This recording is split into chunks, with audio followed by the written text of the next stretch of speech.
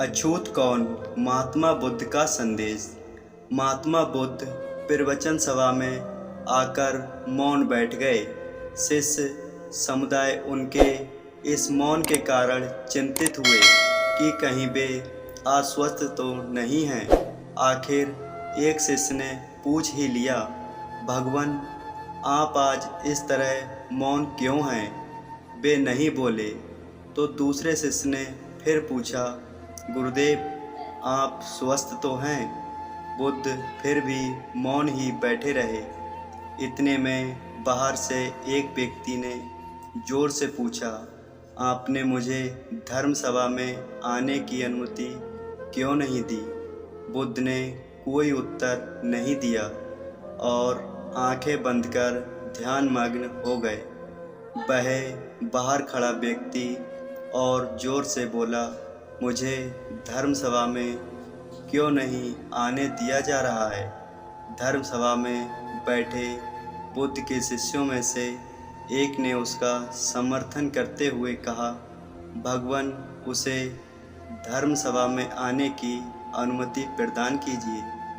महात्मा बुद्ध ने आंखें खोली और बोले, नहीं, उसे अनुमति नहीं दी जा सकती क्योंकि वह अछूत है। अछूत मगर क्यों? सारे शिष्य सुनकर आश्चर्य में पड़ गए कि भगवान ये छुआछूत कब से मानने लग गए। महात्मा बुद्ध ने शिष्य समुदाय के मन के भावों को ताड़ते हुए कहा, हाँ वह अछूत है। वह आज अपनी पत्नी से लड़कर आया है। क्रोध से जीवन की शांति भंग होती है। क्रोधी व्यक्ति मानसिक हिंसा करता है। इस क्रोध के कारण ही शारीरिक हिंसा होती है।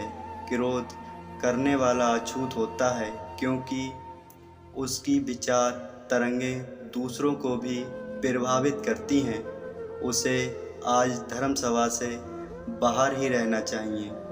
उसे वहाँ खड़े रहकर पश्चाताप की अग्नि में तप कर शुद्ध होना चाहिए।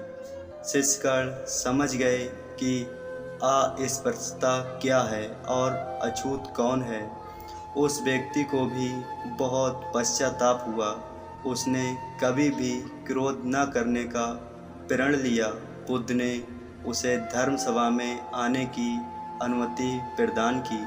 हम आशा करते हैं कि आपको अछूत की परिभाषा पता चल गई होगी कि अछूत कौन होता है।